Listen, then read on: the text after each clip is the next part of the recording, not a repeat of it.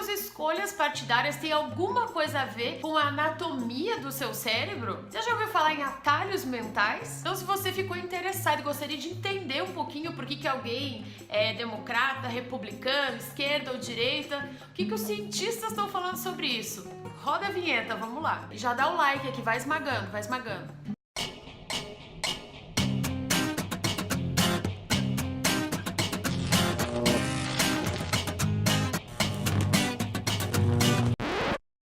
A gente tem que falar do que é atalhos mentais. Como se fosse um truque psíquico, um deslocamento que busca encontrar soluções mais simples para situações que são complexas. É uma otimização dos processos mentais para economia de energia e de tempo. Afinal, a gente tem que tomar muitas decisões durante o dia. Mas aí é que está a questão. Essa heurística, esses atalhos mentais, eles podem atrapalhar e muito os nossos processos de decisão. A gente acaba não olhando com todas as nuances as questões, com profundidade. E isso pode nos induzir ao erro. Você não pesquisa em 70 sites para comprar um celular. Você vai lá, pega 2, 3 e tem gente que pega um só até, um atalho curto mesmo. E aí o que acontece? Isso acaba nos induzindo a um erro de reflexão. Existem diversos tipos de heurística, de atalhos mentais. E acho que nessa eleição eu estou usando basicamente todos.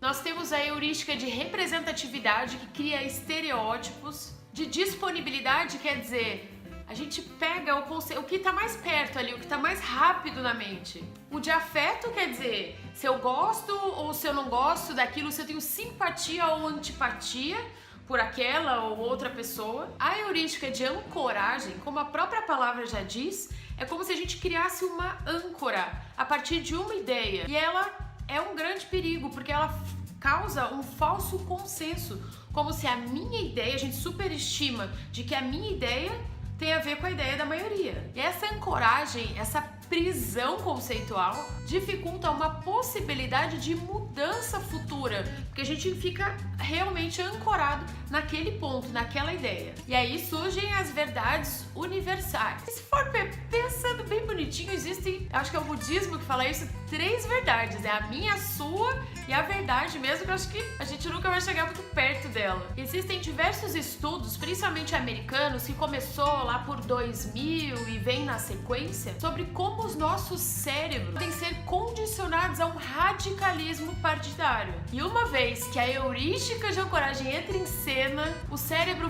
filtra os acontecimentos sempre com uma certa inclinação para isso. Outro estudo que eles estão fazendo, que é uma grande estratégia de campanha, é uma questão que, quando eu concordo com essas ideias, eu tô dentro desse consenso, existe uma tendência a desumanizar esse outro lado. Isso é um mecanismo que acontece em guerras, enfim, em todo tipo de disputa, principalmente quando cai na polarização. Mas será que o cérebro de quem é de esquerda, quem é de direita, democratas, republicanos, tem algo em comum?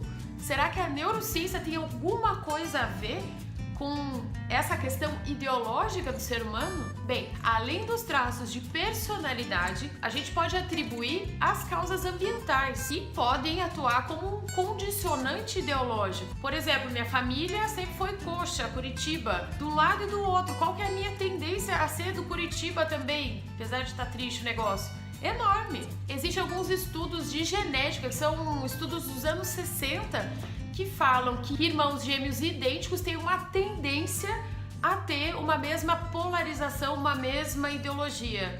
Mas eu fico pensando em Caim e Abel e Pedro e Paulo. Lembra do Pedro e Paulo? Você leu no 2º grau esse livro, certeza. Enfim, eles fizeram vários estudos, principalmente neurobiológicos, falando das diferenças entre o cérebro de quem tem uma ideologia de esquerda e o de direita. Claro, a gente não sabe, não existe uma comprovação certa nesses estudos que dizem que são essas áreas do cérebro, mas que pessoas com essas opiniões, com esses lados ideológicos, têm essas características. Então, é um estudo que ainda não está completamente firmado, mas eu acho que é uma coisa interessante pra gente pensar. Cérebro de esquerda, volume de massa cinzenta no córtex cingulado, que está relacionado com o reconhecimento de situações de perigo, que é necessário autocontrole. A atividade da ínsula posterior esquerda está relacionado com as sensações viscerais, de emoções. E algumas características de personalidade também, como ambiguidade, desorganização, tendência a ter uma flexibilidade maior, de querer viver novas ideias, uma vida com menos rotina, uma minimização de situações negativas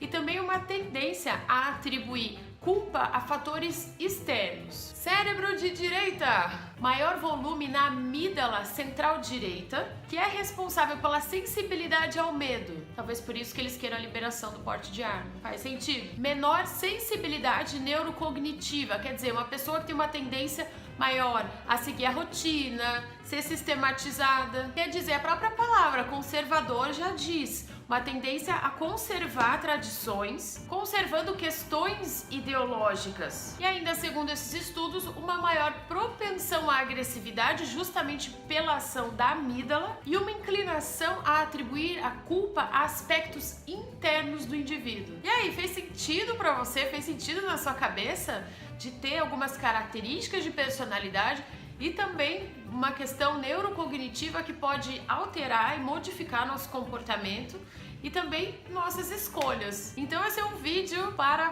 pensar um pouco em neurociência, mas também um alerta. Será que você não está usando seus atalhos mentais para escolher seu candidato? Ou será que isso já é uma questão da sua personalidade, do seu jeito de olhar o mundo? Escreve aqui nos comentários, bem importante que você responda aqui para mim.